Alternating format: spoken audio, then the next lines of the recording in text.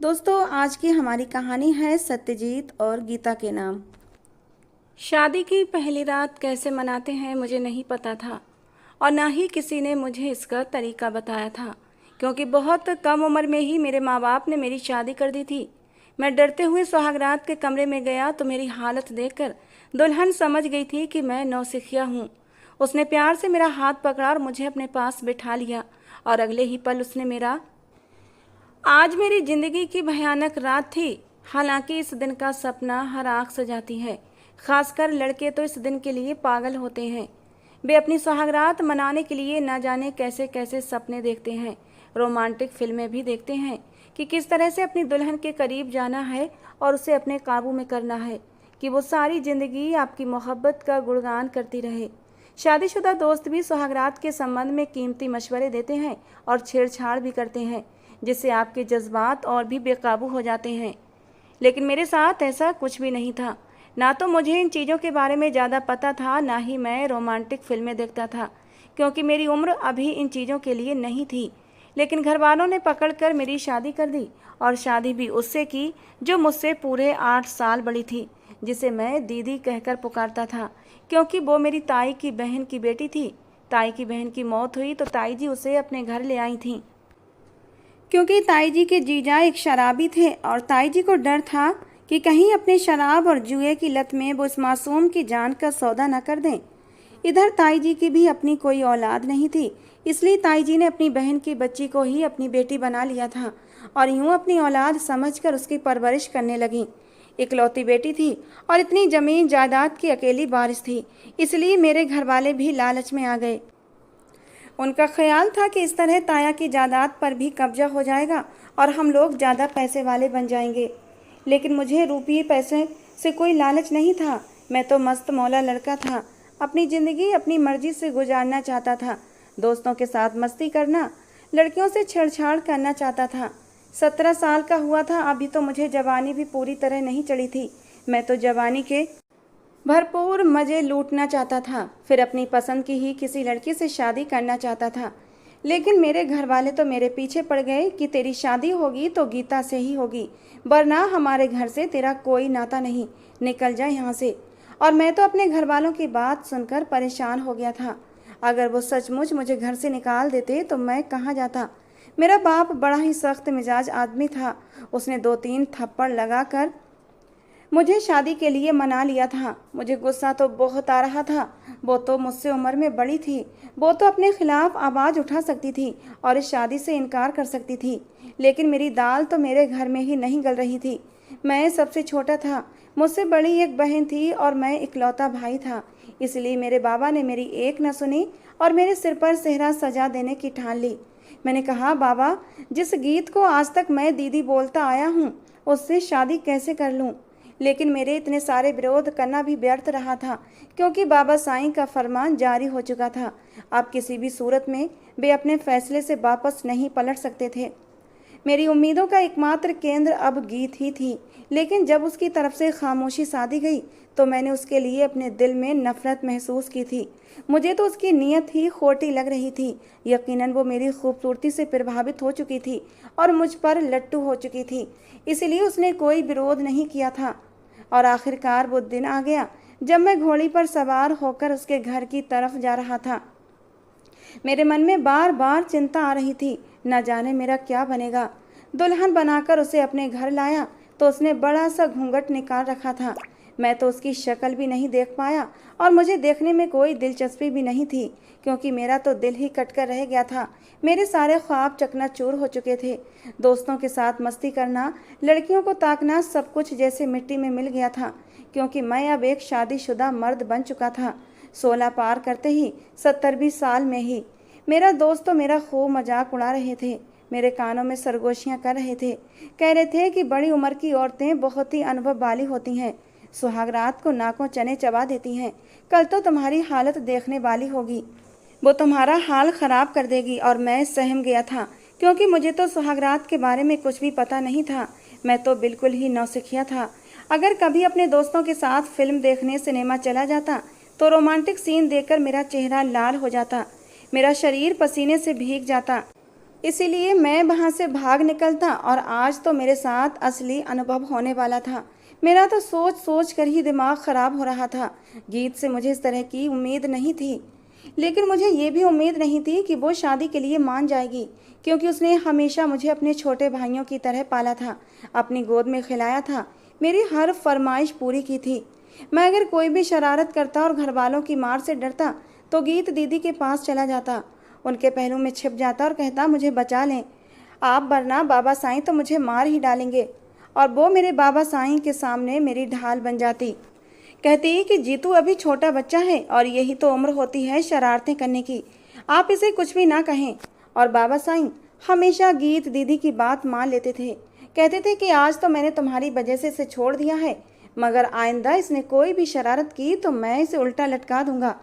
और जब बाबा साईं धमकी देकर कमरे से चले जाते तो मैं गीत से लिपट जाता और कहता, थैंक यू दी, आपने मुझे बचा लिया, वरना बाबा साईं तो मुझे मार ही डालते। और वो मेरे सिर पर चपत मार कर कहती, अरे तुम भी तो बाज नहीं आते, बड़े शरारती हो गए हो, ना जाने कब बड़े होगे तुम। और मैं कहता कि मैं तो ऐसा ही रहूँगा और आपको ही अपनी ढाल बनाऊँगा। और आज मैं किसको अपने सामने ढाल बनाता, क्योंकि मेरा सामना गीत दीदी से ही हो गया था। मैं उन्हीं के मुकाबले आकर खड़ा हो गया था। ऊपर से मेरे दोस्तों ने मुझे खूब डराया था कि बड़ी उम्र की औरत है, तेरा हश्र खराब कर देगी। मैं डरते डरते कमरे में चला गया, हालांकि मेरा दिल नहीं कर रहा था कि मैं इस कमरे में जाऊं, मगर बाबा साईं ने मुझे धक्का दिया और कहा कि उन्हें जल्दी ही अपने लिए बारिश भी चाहिए। और मैं तो बाबा साईं की बात सुनकर सकते में आ गया था। मैं तो खुद अभी बच्चा था, उनको बच्चा कहाँ से पैदा करके देता। जब कमरे में दाखिल हुआ तो गीत दीदी घूंघट निकाल कर बिस्तर पर सिमटी हुई बैठी थी। मैं दूर से ही उन्हें घूर रहा था। मेरा बस नहीं चल रहा था कि उनका दुपट्टा उतार कर फर्श पर फेंक दूं और उनसे पूछूं तो सही कि आखिर मैंने उनका क्या बिगाड़ा था। मैं उनके करीब गया। वो तो सोच रही थी कि मैं उनका घूंघट उठाऊंगा, उन्हें प्यार से देखूंगा, उन्हें सराहूंगा। एकदम से ही मैंने उनका दुपट्टा उतार कर फर्श पर फेंका था। वो मेरे इस कदर आक्रामक अंदाज पर सहम गईं, कहने लगीं कि ये क्या बदतमीजी है। वो एकदम से बिफरी हुई शेरनी बन गई। मैंने कहा, बदतमीजी तो वो है जो आप लोगों ने मेरे साथ की है, मेरा तमाशा बनाकर रख दिया है। मेरे दोस्त मेरा मजाक बनाते हैं कि तुम्हें एक बड़ी उम्र की औरत जिसे तुम दीदी दीदी कहते थे, तुम्हारी दुल्हन बना दी गई है। मैं भी गुस्से में आकर उनके सामने आ गया था। गीता कहने लगी कि मैं अपनी खुशी से यहाँ तुम्हारी सेज सजाकर नहीं बैठी हूँ, इसलिए मुझ पर चिल्लाने की ज़रूरत नहीं है। तुम अच्छी तरह से जानते हो, हमारे परिवार के बड़े जो फैसला कर दें उन्हें मानना ही पड़ता है। उनकी आंखों में आंसू थे, मगर मुझे उनके आंसू नजर नहीं आ रहे थे और ना ही उनका दर्द नजर आ रहा था। वो भी तो किसी दर्द से गुजर रही होंगी। मुझे उनके साथ हमदर्दी करनी चाहिए थी, मगर मैं तो उन्हीं से दुश्मनी पालने लगा था। मैंने कहा कि खबरदार, जो मेरे करीब आने की कोशिश भी की तो वो जो कदम कदम चलकर मेरे पास आ रही थीं, एकदम से बिदक कर पीछे हटी थीं। कहने लगी, फिक्र मत करो, मैं तुम्हें मजबूर नहीं करूँगी कि तुम मुझे पत्नी वाले हक दो। गीता के मुँह से ऐसी बात सुनकर मैं एकदम सकते में आ गया था। ये सच था कि मैं भी उसे पति वाला कोई हक देना नहीं चाहता था, ना ही उसे अपना हक लेना चाहता था। मगर उसके मुंह से ये बात सुनकर मेरे अंदर बेचैनी सी होने लगी थी, क्योंकि जो भी था, गीता दुल्हन के रूप में किसी अप्सरा से कम नहीं लग रही थी। मैं ज़्यादा समय तक उसकी आंखों में देख न सका और नजरें चुराकर सोफे पर बैठ गया। गुस्से की हालत में अपना सेहरा उठाकर फर्श पर दे मारा, मगर वो गुस्से में नहीं थी, वो बहुत ही ज़्यादा गमगीन लग रही थी, जैसे उसका दिल भी मेरे रवैये से जख्मी हुआ था। उसने मेरा सेहरा उठाकर खूंटी पर टांग दिया और वॉशरूम में कपड़े बदलने चली गई। मैं शेरवानी सहित ही सोफे पर ढेर हो गया। आज मेरी सुहागरात थी, मगर इसमें सुहागरात वाली कोई बात ही नहीं थी, क्योंकि ये शादी हम पर थोपी गई थी और इस रिश्ते को निभाना हमारी मजबूरी थी। न जाने कब मेरी आंख लग गई, मुझे पता ही नहीं चला। जब मैं उठा तो मेरे ऊपर एक लिहाफ था, जो कि शायद गीता ने ही मेरे ऊपर डाल दिया था, और वो खुद बिस्तर पर बेसुध पड़ी थी। उसका चेहरा धुला धुलाया बेदाग सा था। वो नाइट ड्रेस में बेहद खूबसूरत लग रही थी, मगर मेरे दिल में जो बदगुमानी आ गई थी कि गीता की वजह से मेरी सारी खुशियाँ, मेरे सारे सपने मुझसे छिन गए हैं, इसलिए मैं उससे नफरत करने पर मजबूर हो गया था। हालांकि मैं दिल से ऐसा नहीं चाहता था। जब कमरे से बाहर निकला तो बाबा साईं मेरा ही इंतजार कर रहे थे। मुझे गले लगाकर मुबारकबाद दी और कहा कि मेरा बेटा तो एक रात में ही गबरू जवान हो गया है। मुझे तुम पर फख्र है और यकीनन तुमने मेरे हुक्म पर अमल कर दिया होगा। उन्होंने मेरे कान में सरगोशी की तो मेरे कान लाल पड़ चुके थे। मैं जानता था कि बाबा का इशारा किस तरफ है, मगर मैं उन्हें क्या बताता कि मैंने तो अपनी दुल्हन को हाथ तक नहीं लगाया था। मगर मैंने बाबा को तसल्ली दे दी कि जल्द ही उन्हें खुशखबरी मिल जाएगी। मैं खुद स्कूल जाने की तैयारी करने लगा तो बाबा साईं देखकर हैरान हो गए। कहने लगे, तुम्हारी शादी का दूसरा दिन है, अभी तो तुम्हारा रिसेप्शन भी करना है। अब तुम्हें स्कूल वगैरह जाने की ज़रूरत नहीं है, बल्कि तुम ज़मीनों के काम संभालो। आखिर गीता के हिस्से की ज़मीनें भी तो तुम्हें ही देखनी है और तुम इस परिवार के इकलौते चिराग हो। मैं बाबा की बात सुनकर हैरान हुआ था। मैंने कहा कि मैंने आपकी मर्जी से शादी तो कर ली, मगर आप मुझसे मेरी खुशियाँ छीन नहीं सकते। मुझे कॉलेज में पढ़ना है, मुझे बहुत आगे तक जाना है, क्योंकि जो भी था मुझे पढ़ने लिखने का शौक़ था और बाबा मेरा ये शौक़, मेरा ये ख्वाब मेरी आंखों से छीन नहीं सकते थे। गीता ने भी बाबा साईं से कहा कि आप जीतू को कुछ ना कहें, वो अपनी ज़िंदगी में जो चाहता है वो करेगा। गीता ने शादी के बाद पढ़ाई छोड़ दी थी, मगर वो ये नहीं चाहती थी कि मैं भी पढ़ाई छोड़कर घर में बैठ जाऊं। इसलिए मैं कॉलेज जाने लगा, क्योंकि मैट्रिक में मेरे बहुत अच्छे नंबर आए थे और मैं आगे भी पढ़ना चाहता था। वक्त यूं ही गुजरने लगा और हम एक ही कमरे में दो अजनबी लोगों की तरह रहने लगे। गीता बिल्कुल चुप चुप सी रहने लगी थी, क्योंकि वो जब भी मुझे बुलाने की कोशिश करती तो मैं रूखे से अंदाज में उसकी बात का जवाब देता। इसलिए वो दिल महसूस कर मुझे बुलाना ही छोड़ चुकी थी। मगर एक ही कमरे में मुझे उसे मुखातिब न करके और भी घुटन का एहसास होने लगा था, और मुझे इस बात का भी एहसास हो गया था कि इसमें गीता की कोई गलती नहीं। वो भी मेरी तरह बेगुनाह है और बेबस है, और परिवार वालों के सामने उनकी जिद के आगे सर झुकाने पर मजबूर भी। इसलिए मैंने अपनी नफरत को दोस्ती में बदल लिया, क्योंकि पति पत्नी के बीच सिर्फ एक ही रिश्ता तो नहीं होता, बल्कि दोस्ती का रिश्ता भी हो सकता है। जब मैं कॉलेज से घर आने के बाद उसे पूरे दिन की कहानी सुनाता तो वो बेचारी भी घर बैठे बैठे बोर हो जाती थी। इसलिए मेरी बातें सुनकर खूब हंसती थी। हंसती हुई वो बेहद खूबसूरत लगती थी, मगर मैं उसे अपने पास आने देना नहीं चाहता था, क्योंकि मैंने हमेशा उसे अपनी दीदी ही समझा था। अचानक से उसे अपनी पत्नी समझकर उस पर अपना हक जमा नहीं सकता था। वैसे भी मेरे दिल में उसके लिए वैसे जज्बात नहीं थे जैसे एक पति अपने पत्नी के लिए रखता है, और गीता ने भी कभी कोई पहल नहीं की थी। इसलिए हमारा रिश्ता दोस्ताना था। मगर बाबा साईं बार बार मुझे बारिश के लिए मजबूर कर रहे थे और मैं उन्हें हमेशा टाल देता था। वक्त यूं ही पंख लगाकर उड़ने लगा और मुझे अपने कॉलेज के आखिरी साल में अपनी क्लास फेलो रागनी से धुआंधार टाइप का प्यार हो गया। मैं 18 साल का खूबसूरत नौजवान बन चुका था और क्लास में भी सबसे ज़्यादा होशियार और मेधावी छात्र था। रागनी भी मुझ पर दिल हार बैठी थी। वो भी बेहद खूबसूरत थी, मेरी ही हमउम्र थी, काफ़ी ज़्यादा फैशनेबल भी थी। जीन्स के ऊपर टॉप पहनकर आती और मेरे दिल को लुभाती थी। मैं पूरी तरह से उसकी मोहब्बत में गिरफ्तार हो चुका था। मैं ये नहीं जानता था कि रागनी की मोहब्बत मुझे बर्बाद करके रख देगी। जब मैंने घर आकर ये बात गीता को बताई तो वो हैरानी से मुझे देखने लगी। मैंने कहा, ऐसे क्या देख रही हो, क्या मुझे मोहब्बत नहीं हो सकती? तो वो कहने लगी, क्यों नहीं हो सकती? आखिर तुम एक जवान खूबसूरत मर्द हो, तुम्हारी रगों में जवान खून बहता है। तुम्हारा हक बनता है कि तुम एक कमसिन कुंवारी लड़की से मोहब्बत करो और उस पर अपनी चाहतें निछावर करो। वो न जाने किस ट्रांस में मुझसे कह रही थी। बड़े खोए खोए से अंदाज में उसे देखकर मैं मुस्कुराने लगा, उसके हाथ थामकर चूमने लगा। मैंने कहा, गीता तुम वाकई बहुत अच्छी दोस्त हो, वरना मैं तो समझा था कि न जाने तुम रिवायती पत्नियों की तरह अपने पति को पाबंदियों में रखोगी, और शायद मैं इसीलिए तुमसे घबराता था और तुम्हारे लिए अपने दिल में नफरत भी महसूस करने लगा था। मगर तुम्हारा मन तो बिल्कुल ही साफ है, बिल्कुल कोरे कागज की तरह। और वो मेरी ओर देखकर मुस्कुरा दी, मगर न जाने क्यों उसकी आंखों में आंसू जम गए थे।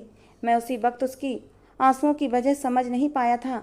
मैं तो अपनी ही खुशी में मस्त था, मगर मुझे क्या मालूम था कि गीता के दिल पर क्या गुजरेगी। शायद वो तो अंदर ही अंदर मुझसे मोहब्बत करने लगी थी, क्योंकि मैं उसका पति था। उसने ये बात स्वीकार कर ली थी, पर मैं रहा सदा का लापरवाह। मुझे उसकी पाक मोहब्बत की उस वक्त समझ नहीं आई थी। मैं तो रागिनी की जुल्फों में खो चुका था और उसका दिलो जान से असीर हो चुका था। वो आए दिन ही मुझसे नित नए तोहफों की फरमाइश करती। कभी कहती मुझे शॉपिंग करनी है, कभी कहती मुझे ये चीज़ चाहिए, और मैं खुशी खुशी उसे वो चीज़ें दिला देता था। मैं उस वक्त ये ध्यान नहीं देता था कि रागिनी मुझसे मेरे वजूद से नहीं बल्कि मेरी दौलत से मोहब्बत करती है। वो तो मुझे अपने लिए इस्तेमाल कर रही है। और गीता जो कि मेरी पत्नी थी, उसे तो मैंने कभी भी कोई चीज़ लाकर ही नहीं दी थी, कभी फूलों के गजरे तक लाकर नहीं पहनाए थे। वो भी तो एक औरत थी, उसका भी दिल करता होगा कि उसे उसका पति, उसका महबूब तोहफा दे, उसका ख्याल रखे। मगर मैंने तो आज तक उस पर अपनी नफरत ही निछावर की थी और बेरुखी ही दिखाई थी। मैंने नोट किया था, जब से मैंने रागिनी से मोहब्बत का इजहार किया था और गीता को इस बारे में बताया था, गीता बहुत चुप चुप सी रहने लगी थी। अब वो पहले जैसी नहीं रही थी।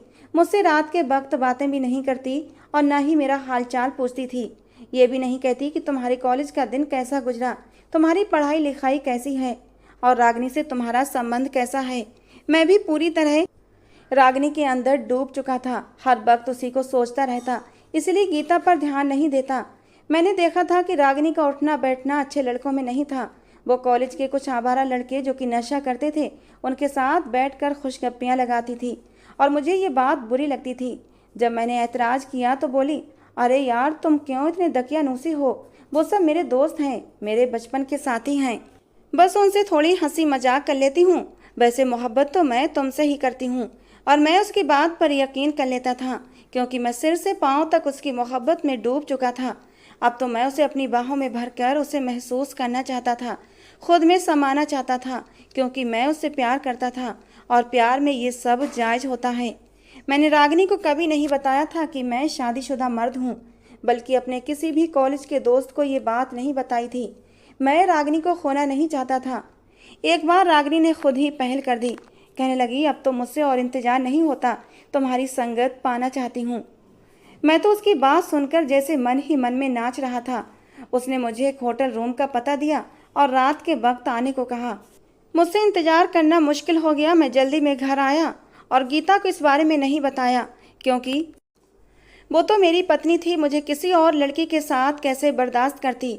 वो बस खामोश नज़रों से मुझे देख रही थी, कोई सवाल नहीं किया। मैं शाम को घर से निकल पड़ा और होटल पहुंच गया। आज तो मैं अपने सारे जज्बे रागिनी पर लुटाने वाला था। मैं जैसे ही कमरे के अंदर पहुंचा, रागिनी बेहद बोल्ड ड्रेस पहने मेरी मुंतजिर थी और जैसे खुद को मेरे हवाले पूरी तरह से कर देना चाहती थी। उसका हुस्न ऐसा था कि मुझ पर खुमार और नशा छाने लगा था। उसका ये जादू भरा रूप देखकर मैं खुद पर काबू खो बैठा था। जल्दी से आगे बढ़कर मैंने रागिनी को अपनी बाहों में समेट लिया था और उसे चूमना शुरू कर दिया। वो भी न जाने कब की प्यासी थी, बदले में उसने भी मुझे चूमना शुरू कर दिया। मगर इससे पहले कि मैं अपना हक वसूल करता, उसने एक पेपर मेरे सामने लहरा दिया।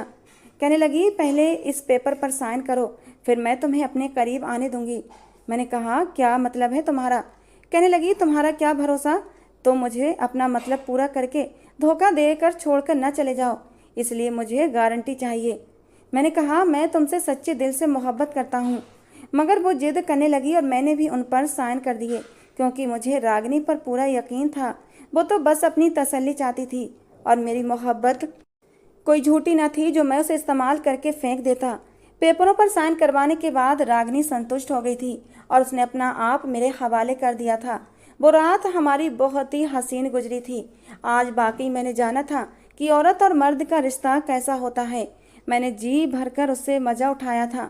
मैं अपनी तमाम मोहब्बत उस पर निछावर करता गया और ये भूल गया कि मैं शादीशुदा मर्द हूँ और घर में मेरी बीवी मेरा इंतज़ार कर रही होगी। चाहे हमारा कोई पति पत्नी वाला रिश्ता ना था, मगर फिर भी मेरे जिस्म पर सिर्फ और सिर्फ मेरी बीवी का हक था। मगर मैं रागिनी की मोहब्बत में इस हद तक चला गया था कि सही और गलत की पहचान ही खो बैठा। जब मैं वापस लौटा तो रात के 2 बज चुके थे। गीता कमरे में बेचैनी से टहल रही थी। उसने जैसे ही मेरी तरफ देखा, मैं नज़रें झुका गया। मैं उसे नज़र नहीं मिला पा रहा था, बेहद शर्मिंदा था। हालांकि मैंने मोहब्बत ही तो की थी, कोई जुर्म थोड़ी किया था, मगर फिर भी न जाने क्यों उसकी आंखों में देखने से कतरा रहा था। वो कहने लगी, कहाँ थे आप इतनी रात तक? मैं परेशान हो गई थी। वो अंदर तक उतरती नज़रों से मुझे देख रही थी। मैंने झुंझलाकर कहा, क्या हिसाब किताब में लग गई हो? मैं थका हुआ आया हूँ, मुझे आराम करने दो। मैं जल्दी से वॉशरूम में घुस गया और नहाकर बाहर निकला। वो अब भी मुझे ही देख रही थी। उसने एक बार भी नहीं जताया कि मैं तुम्हारी बीवी हूँ, मेरा हक भी तुम्हारे ऊपर है। कभी उसने मुझसे अपना हक नहीं मांगा था। हालांकि हमारी शादी को 2 साल हो गए थे और गीता भी जवान थी, उसके भी जज्बात थे। क्या उसका मन नहीं करता होगा कि उसका पति उसे बाहों में भरे और अपनी मोहब्बतें उस पर निछावर करे, लेकिन वो खुद के जज्बातों पर बंद बांधे रखती थी। मैं बिस्तर पर लेट गया। मुझे सख्त नींद आ रही थी। रागिनी का खुमार अभी तक मेरे दिमाग पर छाया हुआ था। रागिनी के साथ बिताए हुए वो पल मेरे दिलो दिमाग से हटी नहीं रहे थे। आंखों में अभी नशा समाया हुआ था और गीता मुझे बिल्कुल भी अच्छी नहीं लग रही थी। मैं बेखबर सो गया, मगर अगली सुबह कयामत मेरा इंतजार कर रही थी। जैसे ही उठा, गीता घबराई हुई इधर उधर टहल रही थी। मेरे उठते ही कहने लगी, आपके लॉयर का फ़ोन आया था। वो पूछ रहे थे कि बाबा साईं की एक फैक्ट्री जिसके आधे शेयर्स आपके नाम है, अब वो किसी रागिनी कुमारी नाम की लड़की ने धोखे से अपने नाम करवा लिए हैं। अत्यंत चिंता के साथ वो मुझसे पूछ रही थी और मैं एकदम ऐसे हो गया था कि ज़मीन मेरे पैरों तले से खिसकने लगी थी। मुझे हर चीज़ घूमती हुई नज़र आने लगी थी। रागिनी की मोहब्बत का खुमार रातों रात ऐसा चढ़ा था कि मैंने उन पेपर्स को पढ़ने की भी ज़रूरत नहीं समझी थी कि उसमें क्या लिखा है। नहीं, ऐसा नहीं हो सकता, मैंने बड़बड़ाते हुए कहा।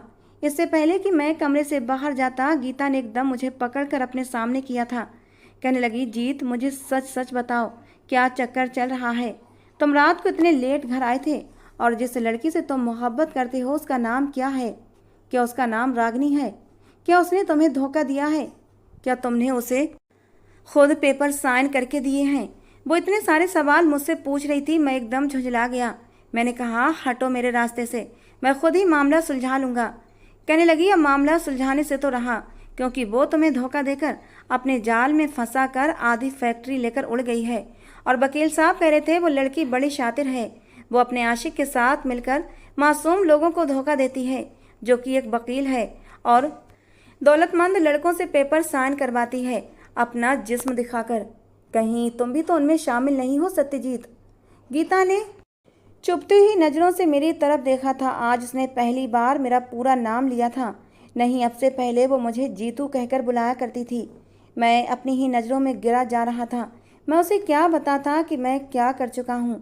मैं एकदम कमरे से भागकर कॉलेज चला गया था, मगर रागिनी का नामो निशान तक न था। मैंने उसके बारे में जानकारी इकट्ठी की और उसके घर तक चला गया तो वो कोई घर नहीं बल्कि महल था, और वो उसमें बड़ी शान से रह रही थी, क्योंकि मोहब्बत का झांसा देकर उसने अच्छी खासी दौलत कमा ली थी और अपने आशिक वकील के साथ गुलछर्रे उड़ा रही थी। मुझे देखकर एक ठहाका मारकर हंसी और बोली, तुम भी कितने बेवकूफ़ हो सत्यजीत, तुम तो मेरे सबसे आसान शिकार थे, वरना दूसरे लड़के तो 3-3 4-4 बार मेरे जिस्म से खेलकर ही पेपर पर साइन देते थे, मगर तुमने तो एक ही बार में अपना सब कुछ मुझ पर लुटा दिया। और मैं उसे ऐसे देख रहा था जैसे अपनी मोहब्बत पर मातम कर रहा हूँ। क्या रागिनी मेरी मोहब्बत के लायक थी? मैंने ज़िंदगी में पहली बार मोहब्बत की थी और पहली बार अपनी चाहत किसी पर लुटाई थी, लेकिन वो तो इस काबिल ही नहीं थी कि उस पर मोहब्बत लुटाई जाती। मैं उसके करीब गया और कहा, मत करो ऐसा, मैंने तुमसे सच्चे दिल से प्यार किया था। कहने लगी, बड़े आशिक देखे हैं तुम्हारे जैसे, जाओ मेरा वक्त ख़राब ना करो, जो करना है कर लो, मैंने पक्का काम किया है। उसने मुझे घर से निकाल दिया। मेरा बस नहीं चल रहा था कि ज़मीन फटे और मैं उसमें समा जाऊं। मेरा दिल बुरी तरह से टूटा था, जज्बात कुचले गए थे। जब घर आया तो एक और क़यामत मेरा इंतज़ार कर रही थी। बाबा साईं ने पहली बार मुझ पर हाथ उठाया और गीता भी पास ही खड़ी थी। उन्होंने चटाक से मेरे गाल पर थप्पड़ मारा और कहा, न जाने मुझसे क्या पाप हुआ था कि तुम्हारे जैसा गंदा खून मैंने जन्म दिया। थप्पड़ से ज़्यादा तो बाबा की बातें मेरे दिल के आर पार हो रही थीं। मेरा दिल तो पहले से ही टूटा हुआ था, ऊपर से बाबा साईं का रवैया मुझे और भी ज़्यादा तोड़ गया था। मैंने गीता को घायल आंखों से देखा और अपने दिल में तय कर लिया था कि मैं इससे तो हिसाब ज़रूर लूँगा। ये अपने आप को समझती क्या है, मेरी शिकायत बाबा जान से लगा दी। मैं कमरे में गया और हर चीज़ तहस नहस कर दी। गीता भी मेरे पीछे भागती हुई आई थी। कहने लगी, जीतू मेरी बात तो सुनो, तुम मुझे गलत समझ रहे हो। बाबा जान को बताना ज़रूरी था ताकि हम उसके खिलाफ कोई कार्रवाई कर सकें, मगर मैं उस वक्त किसी और ही मूड में था। ऊपर से मैंने रागिनी के गम में शराब भी पी रखी थी। मेरी आंखों में बेपनाह लालिमा थी और मेरा दिल बुरी तरह घायल था, जैसे कोई घायल शेर होता है। मैं गीता के पास गया और कहा, जो घाव रागिनी ने मुझे दिया है वो तो भर जाएगा, मगर जो जख्म तुमने मुझे दिया है वो कभी नहीं भरेगा, और तुम्हें तो मैं ज़रूर सज़ा दूंगा, रागिनी को सज़ा दूं या ना दूं। गीता हैरान नज़रों से मुझे देखने लगी और बोली, तुमने शराब पी है? तुम शराब भी पीने लगे? उसे जैसे दुख हुआ था, मगर मुझे उसके सवाल की कोई परवाह नहीं थी। मैं गुस्से से उसे देख रहा था। कहने लगी, उस बद किरदार लड़की के लिए तुम अपनी बीबी और बाबा जान से लड़ रहे हो। मुझे गीता की इस बात पर इतना गुस्सा आया कि मैंने उसके मुंह पर थप्पड़ दे मारा और कमरे से बाहर निकाल दिया। मैंने कहा, मुझे अपनी शक्ल भी मत दिखाना, चली जाओ यहाँ से। मुझे इतना गुस्सा किस बात पर था मुझे नहीं पता। सुबह उठा तो वो कमरे में नहीं थी। मुझे होश आया तो एहसास हुआ कि मैंने उसके साथ अच्छा नहीं किया। एकदम से मैंने अपने सिर को पकड़ लिया। मुझे एहसास हो चुका था कि मैं कितना गलत कर चुका हूँ। अब अपनी बीबी के साथ मुझे ऐसा तो नहीं करना चाहिए था। आखिर उसका क्या कसूर था? उसने तो मेरा भला ही चाहा था। मगर इंसान को होश तब आता है जब सब कुछ खो जाता है, क्योंकि वो रूठ कर अपने मायके जा चुकी थी। उसने घर में किसी को भी हमारे बीच हुई इस लड़ाई की खबर नहीं दी थी। कई दिन तो मैं उसके बिना घर में अकेला भटकता रहा। कमरा मुझे काटने को दौड़ता और मुझे पहली बार एहसास हुआ कि सच्ची मोहब्बत तो वो थी जो मैं गीता से करता हूँ। वो मेरे लिए ऐसा घना पेड़ थी जिसके साए में मैं कुछ देर के लिए सुस्ता लेता था, और रागिनी तो मेरे लिए एक ऐसा हवा का झोंका थी जो मेरी ज़िंदगी में थोड़ी देर के लिए आई और मेरी ज़िंदगी को तबाह करके चली भी गई। असल मोहब्बत तो मेरी रागिनी ही थी, और इस बात का एहसास मुझे तब हुआ जब वो रूठ कर चली गई। मैं पागलों की तरह उसके घर के चक्कर काटने लगा। बाबा साईं भी मुझसे पूछ रहे थे कि आखिर तुम दोनों में लड़ाई किस बात पर हुई है, मगर मैं उन्हें क्या बताता कि मैंने गीता से बदतमीजी की है, उसे कमरे से निकाल दिया। मैंने ठान लिया कि आज तो अपनी गीता को हर हाल में लेकर आऊँगा, क्योंकि मैं पागल हो रहा था। मैं उसके बिना सांस भी नहीं ले पा रहा था। मगर बाबा साईं की बात ने मुझे सकते में डाल दिया था। उन्होंने कहा कि गीता तुमसे तलाक मांग रही है। वो चाहती है कि उसकी राय का सम्मान किया जाए, वरना वो कोर्ट में जाएगी। और मैंने एकदम से अपने बाल मुट्ठियों में भींच लिए थे। बाबा जान के सामने गिर सा गया, उनके आगे हाथ जोड़ दिए। मैंने कहा, मैं गीत के बिना एक पल भी नहीं रह सकता। प्लीज़ आप उसे घर वापस ले आएं। वो मेरी बात नहीं सुन रही, मेरा फ़ोन भी नहीं उठा रही। उससे कहें कि मुझे एक मौका दे दे अपनी सफाई देने का। बाबा ने कहा, तुमने आखिर उसके साथ क्या किया है? क्योंकि गीता तो बहुत ही प्यारी बच्ची है, बहुत सब्र वाली है। यकीनन तुमने उसके साथ ही कुछ गलत किया है। मैं तो बाबा से नज़रें भी नहीं मिला पा रहा था। उन्हें बताए बिना ही गीता के घर चला गया। आंटी ने कहा, गीता ने तुम्हें घर आने से मना किया है, मगर मैंने आंटी की मिन्नत की, भगवान के लिए एक बार मुझे उसके कमरे में जाने दें, मैं उसे मना लूँगा, मैं उसका पति हूँ। आंटी भी मजबूर हो गई। मैं जब उसके कमरे में गया तो वो बिल्कुल सोगवार सी हालत में बिस्तर पर बैठी सिसक रही थी। उस पर नज़र पड़ते ही मेरे दिल के तार हिलने लगे। यूँ लगा जैसे मेरे जिस्म के अंदर जिंदगी फिर से दौड़ गई हो। वो एकदम खड़ी हुई और बोली, निकल जाओ यहाँ से, मैं तुम्हारी शक्ल भी देखना नहीं चाहती। मैंने उसके दोनों हाथ थाम लिए और कहा, सिर्फ एक बार मेरी बात सुन लो। मैं उस दिन नशे में था, बिखरा हुआ था, ऊपर से तुमसे बदगुमान भी हो गया था। मुझे तुम पर हाथ नहीं उठाना चाहिए था। जो मैंने किया, मैं तुमसे माफ़ी मांगता हूँ। मुझे प्लीज़ एक मौका दे दो। मैं तुम्हारे बिना मर जाऊँगा, जहर खा लूँगा, नहर में कूद जाऊँगा, और मेरी मौत की जिम्मेदार तुम होगी। तुम चाहो तो मुझे ज़िंदगी बख्श दो, मैं सांस लेने लगूँ, फिर से जीने लगूँ, क्योंकि मुझे महसूस हुआ है कि मैं तुमसे किस कदर मोहब्बत करता हूँ। रागिनी से मैं मोहब्बत नहीं करता, बल्कि वो तो मेरी दिल लगी थी। मगर तुम्हें एक दिन भी न देखूं तो मर जाऊं। मैं उसके आगे फर्श पर गिर गया और बोला, फैसला तुम पर छोड़ता हूँ। तुम मुझे जिंदा देखना चाहती हो या मरा हुआ? गीता एकदम से जारो कतार रोने लगी। कहने लगी, सच तो ये है कि मुझे भी आपसे बेइंतहा मोहब्बत हो गई है। ये शादी हमारी मर्जी के खिलाफ थी, लेकिन मैंने इस रिश्ते को कबूल कर लिया है। मगर रागिनी की वजह से चुप हो गई थी कि आपका भी अपनी ज़िंदगी पर पूरा हक है। मुझे खुद ही अलग हो जाना चाहिए। आप चाहें तो मुझे तलाक देकर किसी अपनी उम्र की लड़की को अपना लें। मैं आप पर बोझ बनना नहीं चाहती। मैंने कहा, पगली, तुम बोझ नहीं हो, मेरी ज़िंदगी बन गई हो। तुम्हें छोड़ने का ख्याल भी नहीं कर सकता। बस आइंदा तुमसे कोई बदतमीजी नहीं करूँगा। तुम चाहो तो मुझे थप्पड़ भी मार लो, हिसाब बराबर हो जाएगा। मैंने उसका हाथ पकड़कर अपने गाल पर रखा तो वो जोर से मेरे सीने से लग गई। कहने लगी, मैं भी आपके बिना पल पल मर रही हूँ, आपके बिना रहने का ख्याल भी नहीं कर सकती। अगर कभी दोबारा मुझे तकलीफ पहुँचाने की कोशिश की तो मैं मर जाऊँगी। और मैंने उसे अपने सीने से भींच लिया था, उसके माथे पर प्यार किया, उसकी आंखों में आंखें डालकर कहा, वादा करता हूँ मरते दम तक तुम्हें चाहूँगा। और वो मेरी इस यकीन दहानी पर खुद को मुझे सौंपने लगी। मुझे पहली बार एहसास हुआ कि असली मोहब्बत तो यही है। उसे मैंने पहली बार अपने सीने से लगाया था और यह एहसास इतना शदीद था कि मैं उसे अलग करने के ख्याल से ही डरने लगा था। तो दोस्तों, आज की हमारी कहानी थी सत्यजीत और गीता के नाम। कैसी लगी ज़रूर बताना। पसंद आई हो तो प्लीज़ लाइक भी करना। ऐसी और रोमांटिक कहानियाँ सुनने के लिए हमारे चैनल्स को भी सब्सक्राइब करना। मिलते हैं दोस्तों अगली किसी नई कहानी के साथ।